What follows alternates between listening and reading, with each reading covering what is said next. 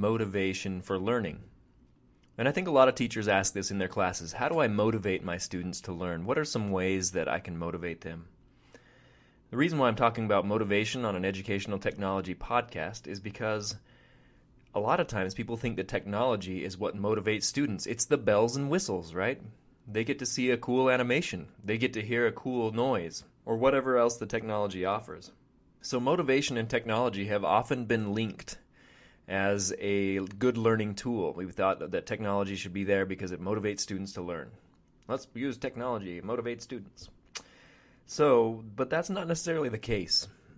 Motivation and technology don't always go hand in hand. And really what motivates students is not necessarily the technology, it's the deeper concepts of motivation that could come through use of technology or without, that we're going to talk about today. Okay, so again, motivation is not necessarily provided by technology. It's provided by what the technology could offer or may offer, the principles of motivation that have been discovered through research and through study. And so what I want to do is talk first about intrinsic versus extrinsic motivation and differentiate these two terms, and then talk about a model to support motivation in your classroom, and then tie it back into how technology might be a motivating factor as long as it uses those principles of motivation. So first of all, intrinsic versus extrinsic motivation. And I'll start with extrinsic motivation. Extrinsic motivation is not the good kind of motivation. When you're trying to motivate somebody to learn extrinsically, then you're maybe offering like a piece of candy when they finish their task. So extrinsic motivation means that the student is motivated outside of his or herself. Like there's something extrinsic to the student that is motivating him or her to learn. And research has found actually that this is not a very powerful way of motivating students, that if they are not intrinsically trying to learn on their own type of motivation, if they're being motivated extrinsically, that this is not a very good way for them to be motivated. It's not very effective. Intrinsic motivation, on the other hand, is motivation that comes from within the student. And so when we're intrinsically motivating someone, we're trying to take advantage of that motivation that's already within the student to do good or to learn. And we're just maybe enhancing it a little bit with the way that we present materials, with the way that we do things.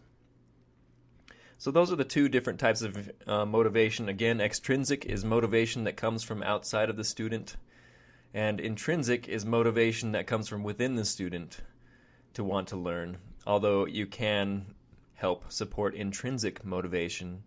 And I'm going to talk about a model for intrinsic motivation right now. So Malone and Lepper, many years ago actually, this is an oldie but goodie, but Malone and Lepper created this nice little model of intrinsic motivation.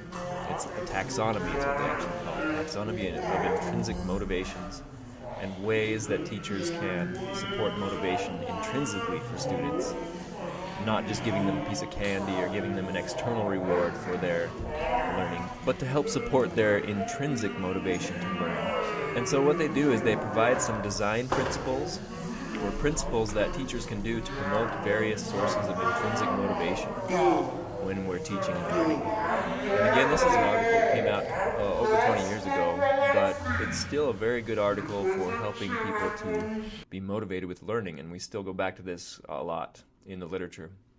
Okay, so what are the elements of the model then?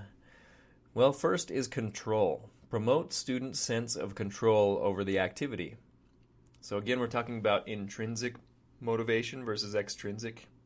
If a student feels like he or she is intrinsically in control of some aspects of an activity, then that can support their intrinsic motivation. If the activity is of initial intrinsic interest, then don't add extrinsic things onto it because students are already interested in it, right? Don't add something that might ruin the activity. If the activity is of little initial intrinsic interest, then maybe, some extrinsic things might help.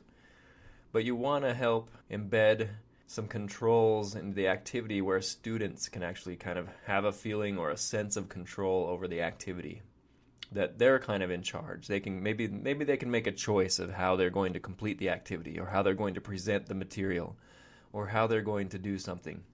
That helps to support intrinsic motivation for learning. The next one is challenge.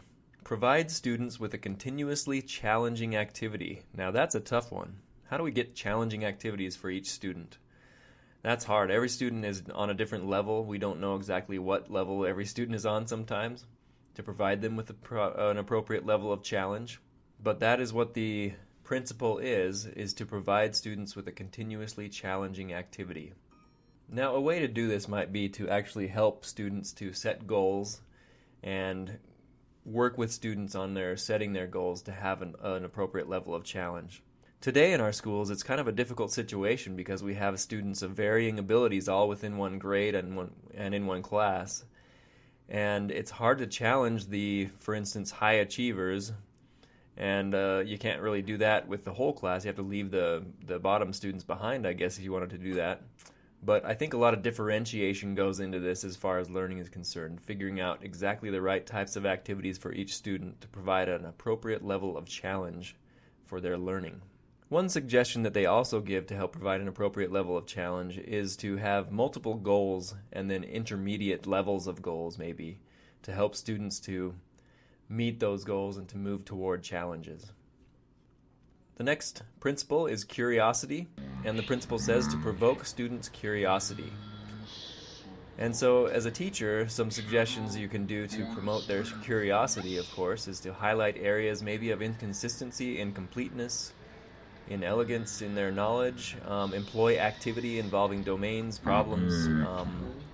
Case studies come to mind as we pique students' curiosity, finding case studies that match what they're interested in. Other things that they might be interested in is matching and finding other activities that may match students' interests and curiosities as they learn. I think one good tip with this is to point out things that just don't make sense or that are inconsistent or that don't work out right. And students having to puzzle in their mind or think about what that means. That can promote curiosity. The last one is contextualization.